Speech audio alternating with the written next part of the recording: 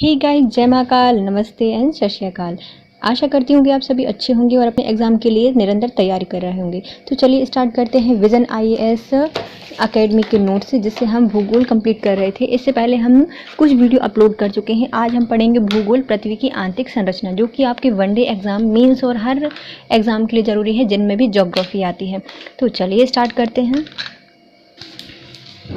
विभिन्न स्तराकृतियों की आकृति, उनके विकास की क्रमबद्ध विवेचना भूगोल के कार्य क्षेत्र में समाहित है। पृथ्वी की धरातलीय विन्यास भूगार्विक प्रक्रियाओं का परिणाम है। पृथ्वी पर क्रियाशील अंतर्जात एवं बहिर्जात क्रियाएं निरंतर भूदृश्य को आकार देती हैं। फलतः पृथ्वी की आंतरिक संरचना को समझने बिना भूदृश्य के विकास को समझना असंभव है। भूदृश्य मानवीय जीवन को प्रभावित करते हैं, अतः उनके विषय में जानकारी अति आवश्यक है।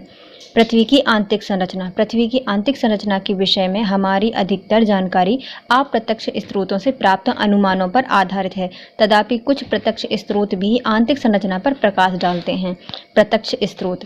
प्रत्यक्ष स्रोतों के आधार पर पृथ्वी की आंतरिक संरचना के बारे में हमारा ज्ञान अत्यधिक सीमित है। अभी तक ऐसे किसी भी उपकरण का आविष्कार नहीं किया जा सका है जिसके माध्यम से पृथ्वी की आंतरिक स्थिति का अवलोकन प्रत्यक्ष रूप से किया जा सके। खनन या ज्वालामुखी उद्गार के समय पृथ्वी की अंतरतम से उत्सर्जित पदार्थ होते हैं, उनसे प्रत्यक्ष स्रोतों के साधन हैं। खनन के अतिरिक्त वैज्ञानिक विभिन्न परियोजनाओं के अंतर्गत पृथ्वी की आंतरिक स्थिति की जानकारी हेतु भूगोल पट्टी की गहराई तक अध्ययन कर रहे हैं। डीप ओशन ड्रिलिंग प्रोजेक्ट और इंटीग्रेटेड ओशन ड्रिलिंग प्रोजेक्ट ऐसी ही परियोजनाएं हैं। अब तक की सबसे गहरी ड्रिलिंग आर्कटिक महासागर के कोला क्षेत्र में 12 किलोमीटर की गहराई तक की गई थी। इसके अतिरिक्त अन्य कई गहरी ड्रिलिंग परियोजनाओं के अंतर्गत विभिन्न गहराइयों से सामग्री एकत्रित की गई। कई एकत्रित सामग्रियों के विश्लेषण के माध्यम से काफ़ी उपयोगी जानकारी प्राप्त हुई है। ज्वालामुखी उद्गार प्रत्यक्ष जानकारी का एक अन्य मुख्य स्रोत है। इससे हम अपनी पृथ्वी के आंतरिक भागों में पाई जाने वाली सामग्री की संरचना और उनकी विशेषताओं के बारे में जानकारी प्राप्त होती है। हालांकि यह निश्चित कर पाना कठिन है कि इस तरह की सामग्री के स्रोत कितनी गहराई पर अवस्थित हैं। International continental scientific drilling project.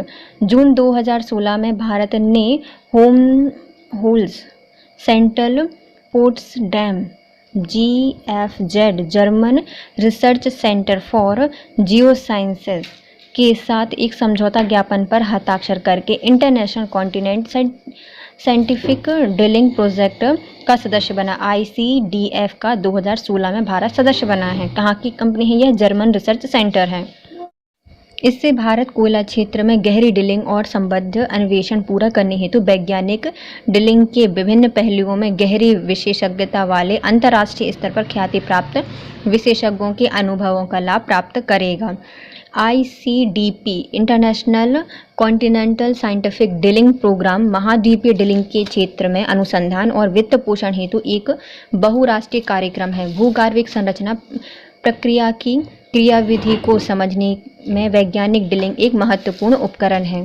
अप्रत्यक्ष स्रोत। पृथ्वी की आंतरिक संरचना के बारे में हमारा ज्ञान अनिवार्यतः अप्रत्यक्ष प्रमाणों पर आधारित है, क्योंकि मनुष्य के लिए पृथ्वी के आंतरिक भागों को देख पाना संभव नहीं है।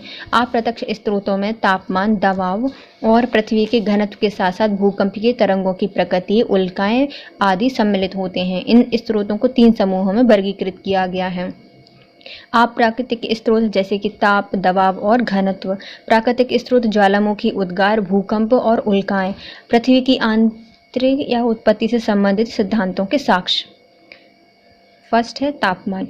यह प्रमाणित तथ्य है कि पृथ्वी के भीतर गहराई बढ़ने के साथ साथ ताप में भी वृद्धि होती है।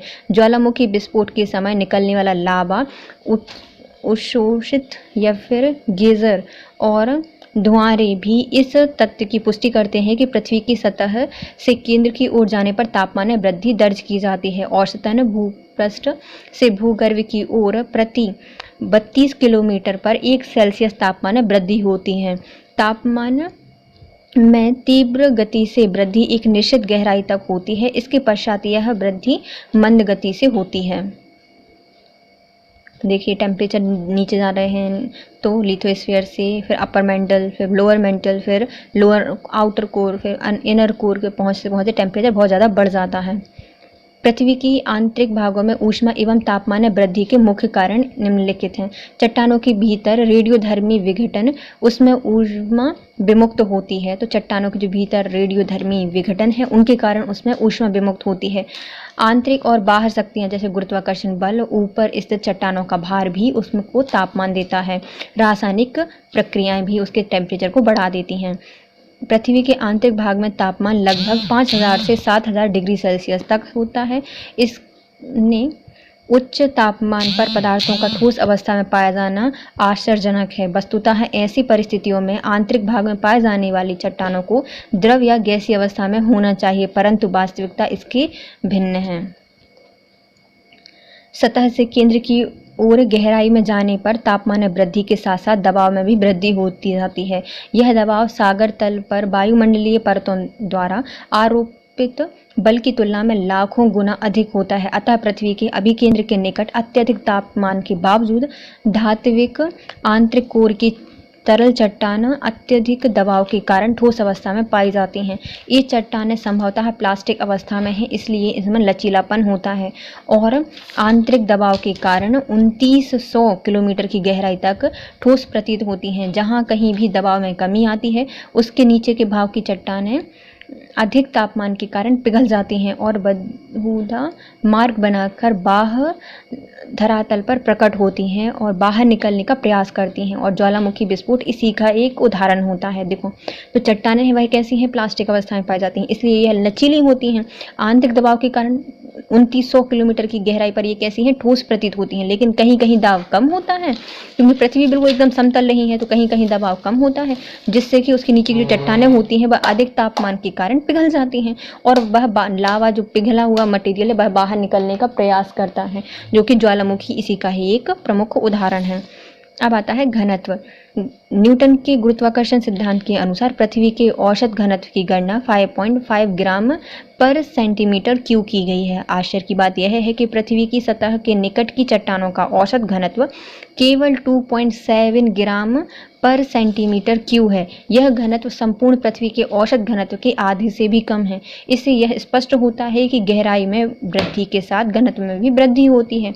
पृथ्वी के आंतरिक भाग की चट्टानों का घनत्व 8 से 10 ग्राम पर सेंटीमीटर क्यूब परिकलित किया गया है।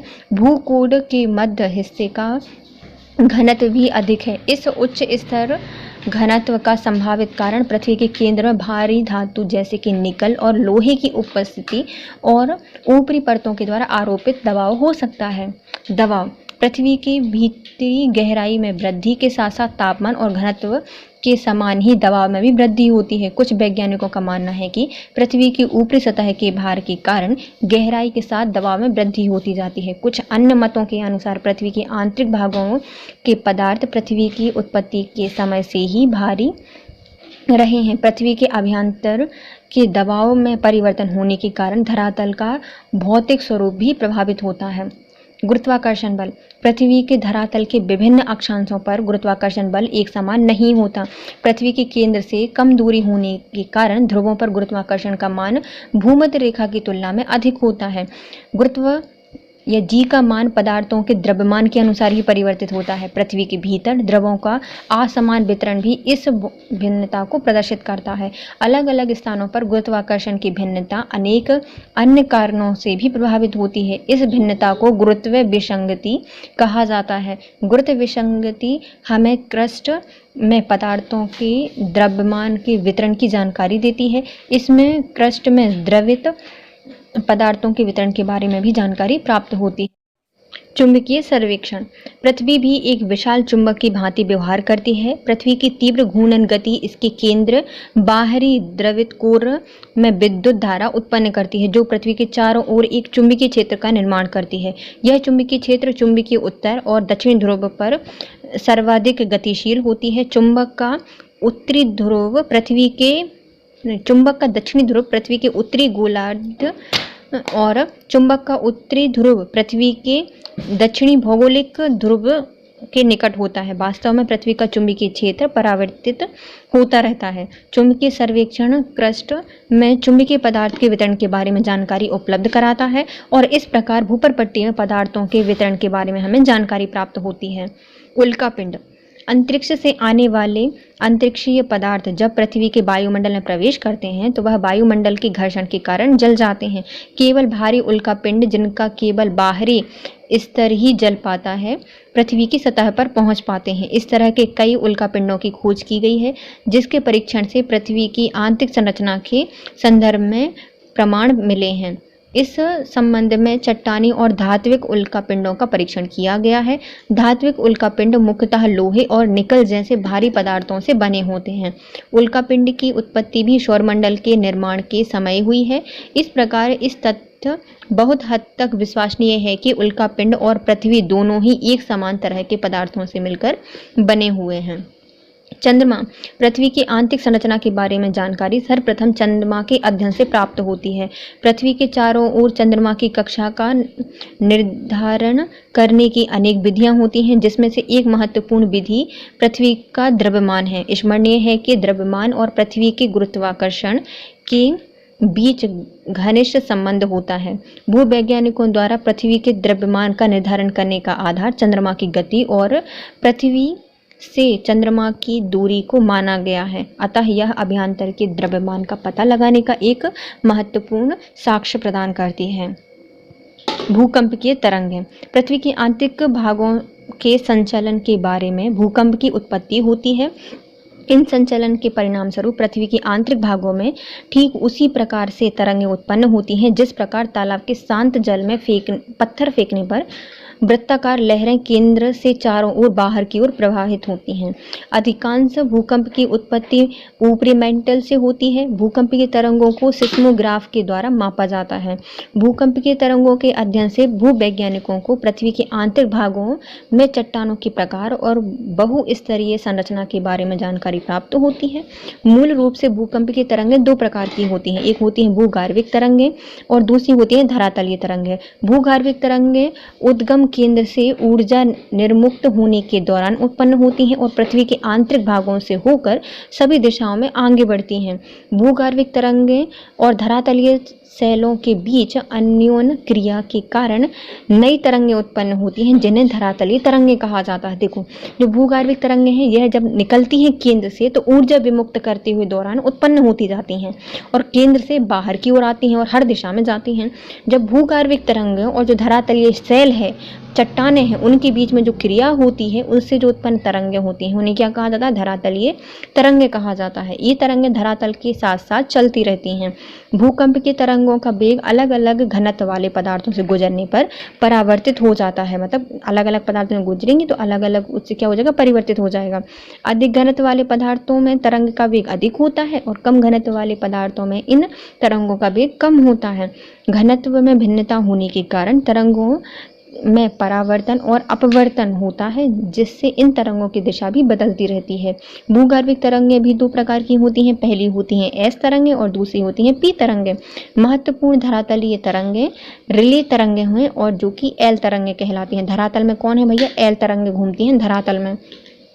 इन्हें क्या कहा जाता है? रिले तरंग भी कहा जाता है और एल तरंगें, रिले तरंगें और एल तरंगें कहा जाता है। एल तरंग का नामकरण AEH लव के नाम पर किया गया है। AEH लव के नाम पर एल तरंगों का नामकरण किया गया है और धरातल पर दो होती हैं, एक होती है रिले और एक होती है एल। और जो हमारी भूगार्विक तरंगें हैं वो होती हैं दो, एक होती हैं एस तरंगें और एक होती हैं पी तरंगें। ये आती है हमारी प्राथमिक तरंगें जो कि स्प्रिंग केबल को खींचते हैं और छोड़ते हैं तो वो कैसे आगे की ओर जाती है ना, तो वो होती हैं प्राथमिक तरंगें। और द्वितीयक तरंगें क्या होती हैं? जब हम स्प्रिंग को ऊपर या रस्सी को ऊपर नीचे करते हैं तो ये जो ऊपर नीचे तरंगें होती हैं इनका कंपन क्या कहलाता है? द्वितीयक तरंगें कहलाता है। अब आती हैं भूगार्विक तरंगें और धरातलीय तरंगें। भूगार्विक तरंगें दो प्रकार की होती हैं, पी तरंगें और एस तरंगें, और धरातलीय एल तरंगें होती हैं। पी तरंगों को क्या कहा जाता है? प्राथमिक या फिर अनुदैर्ध्य तरंगें कहा जाता है, अनुदैर्ध्य तरंगें कहा जाता है। जबकि जो द्वितीयक तरंग है इसको द्वितीयक या फिर गौण तरंग कहा जाता है और अनुप्रस्थ तरंग कहा जाता है। एल तरंगें यह धरातलीय तरंग कहलाती हैं। पी तरंग, इसके प्रभाव से कणों का कंपन तरंग की गति की दिशा में समानांतर होता है। तो इनमें कणों का जो कंपन है वो कैसे होता है, तरंग की गति की दिशा में समानांतर होता है। और जो एस तरंग है उसमें कणों के प्रवाह का कंपन गति की दिशा के लंबवत होता है। और एल तरंग इसमें पृथ्वी के धरातलीय भाग में ही संचलित होती हैं, इसे धरातल में घूमती हैं। पी तरंग है जहाँ पर गति जा रही है, तरंग जा रही है, उसी की साइड की गति होगी समानांतर, और जो एस तरंग है वह लंबवत होती है, और जो एल तरंग है वह धरातल पर ही होती है। पी तरंग इसमें तीव्र गति से चलने वाली होती है, क्योंकि पी से हैं जो पतली पतली हैं, जहाँ चाहे भी चली जाती हैं, तो तीव्र गति से होती है। इसका वेग 6 से 15 किलोमीटर प्रति सेकंड होता है। एस तरंग है यह प्राथमिक तरंगों की अपेक्षा कम है, बिल्कुल थोड़ी सी लेजी लेजी सी है, सोई सोई सी, और 5 से 7 किलोमीटर प्रति सेकंड की गति होती है। एल तरंगे, इनकी गति तीनों तरंगों से सबसे कम होती है। चट्टान ठोस पदार्थों में इनकी गति लगभग 3.5 किलोमीटर प्रति सेकंड की गति से होती है।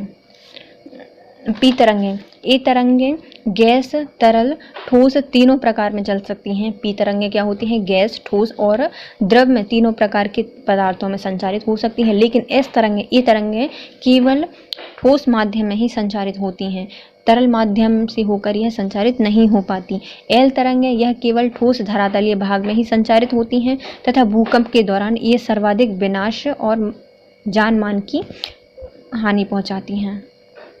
देखिए ये तरंग पहले आती है हमारी पी तरंग, फिर एल तरंग ज़्यादा दूर तक नहीं जा पाती, मतलब एस तरंग नहीं जाती, फिर आती है एल तरंग। सबसे ज़्यादा हानि कौन पहुंचाती है, एल तरंग पहुंचाती है धरातल में भूकंप के समय। भूकंप के छाया क्षेत्र पृथ्वी के अंतरतम का पता लगाने में कैसे उपयोगी है। यदि पृथ्वी संपूर्ण रूप से समजातीय होती, यह एक जैसे पदार्थों से मिलकर बनी होती, तो भूकंप की तरंगें सीधी रेखा में एक समान गति से गमन करती। लेकिन वास्तव में अंतरतम की ओर जाने पर इन तरंगों का परावर्तन और अपवर्तन भी दृष्टिगोचर होता है। तरंगों के वेग में आया यह विचलन दर्शाता है कि अंतरतम में भिन्न भिन्न घनत्व के पदार्थ पाए जाते हैं। पी और एस तरंगों द्वारा वक्राकार मार्ग या पथ में गमन या छाया क्षेत्र का निर्माण पृथ्वी के आंतरिक भाग के संगठन पर प्रकाश डालता है। पृथ्वी के भूपटल पर स्थित वह स्थान जहां कोई भी तरंग नहीं पहुंच पाती उसे भूकंप के छाया क्षेत्र कहा जाता है। एस तरंगों का आंकन पृथ्वी के केंद्र से 103 डिग्री कोणीय दूरी के बाद नहीं होता। इससे यह पता लगाया जा सकता है कि पृथ्वी का बाह्यकोर तरल और अर्ध तरल अवस्था में पाया जाता है। जहां पर एस तरंगों का संचरण नहीं होता, पी तरंगों का आकलन पृथ्वी के केंद्र से 143 डिग्री और 103 डिग्री के कोणीय दूरी के बीच नहीं होता, जो यह अंकित करता है कि पृथ्वी के कोर को भौतिक अवस्था, घनत्व या संरचना भिन्न होती है। इन तरंगों के व्यवहार के विश्लेषण से यह पता लगाया जा चुका है कि पृथ्वी के आंतरिक भागों में अलग अलग घनत्व की एक बहुस्तरीय संरचना पाई जाती है। भूकंप की तरंगों की मदद से हम परतों की सटीक अवस्थिति, उसकी गहराई, मोटाई और अन्य भौतिक और रासायनिक विशेषताओं के बारे में जानकारी प्राप्त कर सकते हैं। देखिए ये है हमारी फोकस, यहाँ से अलग अलग किरणें निकल रही हैं और ये अलग अलग दिशा में चली जाती हैं। पी वेव 103 से 143 डिग्री तक आती है। फिर ये अलग अलग वेव हैं, देखिए लिक्विड में भी अलग जाती हैं। एस में, सॉलिड में कौन जाती है, एस तरंग जाती है। और ये हमारा सोर्स, ये इनर कोर, ये आउटर कोर, ये मेंटल, और ये है हमारी तरंग। पृथ्वी की उत्पत्ति से संबंधित सिद्धांतों के प्रमाण। विभिन्न वैज्ञानिकों द्वारा पृथ्वी की उत्पत्ति से संबंधित सिद्धांत प्रस्तुत किए गए हैं। उनको प्रस्तुत करते समय सिद्धांतों को प्रमाणित करने के लिए प्रस्तुत तर्क एवं साक्ष्य भी कदाचित पृथ्वी के अंतरतम के निर्माण प्रक्रिया और उसकी भौतिक एवं रासायनिक संरचना पर प्रकाश डालते हैं। वायव्य राशि, ग्रहाणु, ज्वारीय एवं निहारिका परिकल्पना आदि पृथ्वी की उत्पत्ति से संबंधित कुछ सिद्धांत हैं। सामान्यतः देखा जाए तो उनकी उत्पत्ति के प्रारंभिक चरण के दौरान पृथ्वी की आंतरिक अस्थिर अवस्था में भी मतलब अस्थिर अवस्था में थी। घनत्व के क्रमिक वृद्धि के कारण पृथ्वी के आंतरिक तापमान में वृद्धि हुई, जिसके परिणाम स्वरूप पृथ्वी के आंतरिक पदार्थों में घनत्व के आधार पर पृथक्करण होने लगा। इसी पृथक्करण के फलस्वरूप भारी पदार्थ जैसे लोहा पृथ्वी के केंद्र की ओर एकत्रित होते गए और हल्के पदार्थ जैसे कि पृथ्वी की सतह पर और ऊपरी भाग की ओर आ गए। समय के साथ यह और ठंडे हुए और ठोस रूप में परिवर्तित होकर क्रस्ट के रूप में विकसित हो गए। चंद्रमा की उत्पत्ति के दौरान भीषण टकराव के कारण पृथ्वी के तापमान में पुनः वृद्धि हुई और विभेदन की इस प्रक्रिया के दौरान पृथ्वी में अनेक परतों का विकास हो गया। पृथ्वी की बाह्य सतह से कोर तक कई परतें पाई जाती हैं, जैसे कि क्रस्ट, मेंटल और बाह्य कोर। आंतरिक कोर पृथ्वी की क्रस्ट से कोर तक पदार्थ का घनत्व भी बढ़ता जाता है। पृथ्वी की आंतरिक संरचना एवं भूकंप की असंबद्धता। भूकंप के तरंगों के विभिन्न प्रकार की चट्टानों से संचारित होने और उसके व्यवहार में होने वाले परिवर्तन के आधार पर हम यह निष्कर्ष निकाल सकते हैं कि पृथ्वी का आंतरिक भाग निम्नलिखित 3 प्रकार संकेंद्रण परतों से विभक्त है। पहली आती है भूपर पट्टी, जिसको क्रस्ट कहा जाता है, मेंटल और कोर। भूपर पट्टी या फिर क्रस्ट, यह पृथ्वी की सबसे बाहरी परत होती है। क्रस्ट अन्य 2 परतों की तुलना में अधिक पतली, ठोस, कठोर और भंगुर प्रकृति की होती है। क्रस्ट की मोटाई सभी जगह एक समान नहीं होती। महासागरीय क्रस्ट की मोटाई महासागरीय क्रस्ट की तुलना में कम होती है। महासागरों के नीचे इनकी औसत मोटाई लगभग 5 किलोमीटर होती है, जबकि महाद्वीपों के नीचे यह 30 किलोमीटर तक विस्तृत होती है। पर्वत श्रृंखलाओं के क्षेत्र में यह मोटाई और भी अधिक हो जाती है। हिमालय पर्वत श्रेणी के नीचे क्रस्ट की मोटाई लगभग 70 किलोमीटर तक है। महाद्वीपीय क्रस्ट अधिकांशतः प्राचीन आर्कियन है, जबकि जो महासागरीय क्रस्ट का निर्माण है वह जुरासिक काल के बाद हुआ है। क्रस्ट को 2 भागों में विभाजित किया जाता है, ऊपरी क्रस्ट और निचली क्रस्ट। ऊपरी क्रस्ट की ऐसी चट्टानों से मिलकर बनी होती है जिसका अधिकांश भाग सिलिका और एल्यूमिनियम से बना होता है, इसलिए इसे शियाल कहा जाता है, सिलिका और एल्यूमिनियम। इस प्रकार महाद्वीपों का अधिकांश भाग सियाल का बना होता है। इसका औसत घनत्व 2.7 ग्राम पर सेंटीमीटर क्यूब होता है और इसकी मोटाई लगभग 28 किलोमीटर होती है। मोटाई 28 किलोमीटर और घनत्व 2.7 ग्राम पर सेंटीमीटर क्यूब। निचली क्रस्ट, क्रस्ट की निचली परत अपेक्षाकृत भारी चट्टानों से निर्मित होती है। इसमें मूल रूप से सिलिका और मैग्नीशियम की प्रधानता होती है, इसलिए इस परत को सीमा कहा जाता है। सिलिका और मैग्नीशियम कहा जाता है या सीमा कहा जाता है। महासागरीय भूपटल इसी प्रकार की चट्टानी संस्तरण से बनी हुई है। इसकी औसत मोटाई 6 से 7 किलोमीटर और घनत्व 3.0 ग्राम पर सेंटीमीटर क्यूब होता है। सियाल और सीमा की मोटाई संयुक्त रूप से 70 किलोमीटर से भी अधिक नहीं है, अतः यह पृथ्वी के समस्त आयतन का लगभग 1% है। पृथ्वी की त्रिज्या लगभग 6378 किलोमीटर है। उसकी तुलना में क्रस्ट की मोटाई नगण्य है। मेंटल, कोर से ऊपर और क्रस्ट के नीचे एक मोटी मध्यवर्ती परत होती है जिसे मेंटल कहा जाता है। इसकी मोटाई 2900 किलोमीटर है, जिसका आयतन समस्त पृथ्वी के आयतन का 83% है। क्रस्ट के निचले भाग में पी तरंगों की गति 6.4 किलोमीटर पर सेकंड से बढ़कर 8 किलोमीटर पर सेकंड हो जाती है। पी तरंगों के वेग में यह परिवर्तन क्रस्ट और मेंटल के मध्य एक असंबद्धता को प्रदर्शित करता है, जिसे मोहो असंबद्धता कहा जाता है या फिर मोहोरोविक असंबद्धता के नाम से जाना जाता है। मेंटल को मुख्य रूप से 2 भागों में बांटा जाता है, नीचे स्थित मध्यमंडल और ऊपर स्थित दुर्बलता मंडल या फिर स्थेनोस्फीयर। स्थेनो शब्द एक दुर्बलता से संबंधित है जिसका विस्तार 400 किलोमीटर तक आंका गया है। ज्वालामुखी उद्गार के दौरान जो लावा धरातल पर पहुंचता है उसका मुख्य स्रोत दुर्बलता मंडल होता है। मेंटल पृथ्वी के आंतरिक भागों में होने वाली सभी प्रक्रियाओं में महत्वपूर्ण भूमिका निभाता है।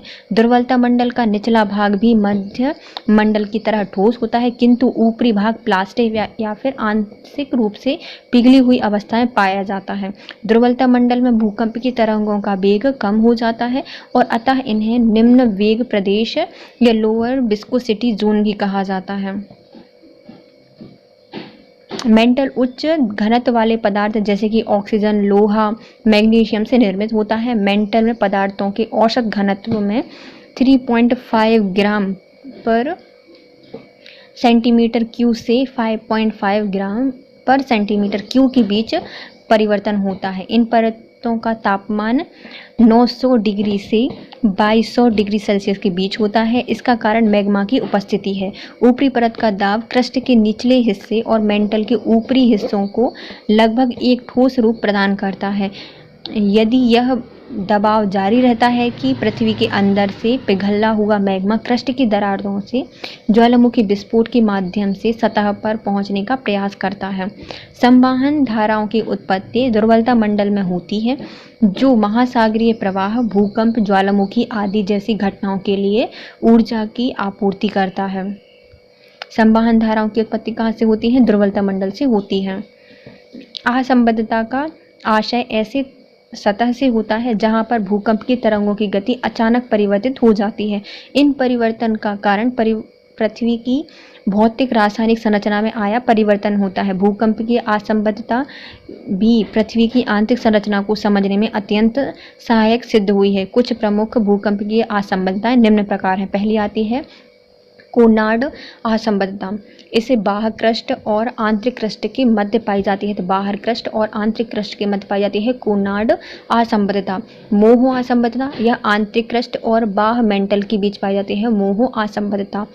रिपेटी असंबद्धता, यह बाह्य मेंटल और आंतरिक मेंटल के बीच पाई जाती है। गुटेनबर्ग बिसाल्ट असंबद्धता, यह आंतरिक मेंडल और बाह्य कोर के बीच पाई जाती है। लेहमैन असंबद्धता, यह बाह्य कोर और आंतरिक कोर की मध्य पाई जाती है। जो हम इनको फिर से डिवाइड करते हैं। पहली आती है हमारी क्रस्ट, मेंटल और कोर। 3 भागों में हमने पृथ्वी को बांटा है। तो क्रस्ट के बीच में दो क्रस्ट होते हैं, उनके बीच में पाई जाती है कोनार्ड असंबद्धता।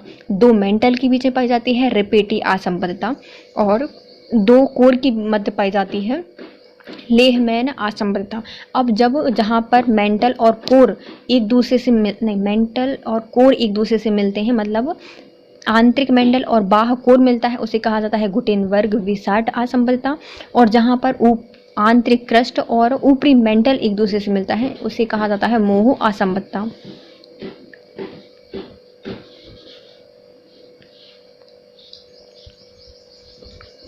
ये पृथ्वी देखो, lower upper mantle, lower mental, inner core, ये सब इसमें दिए गए हैं।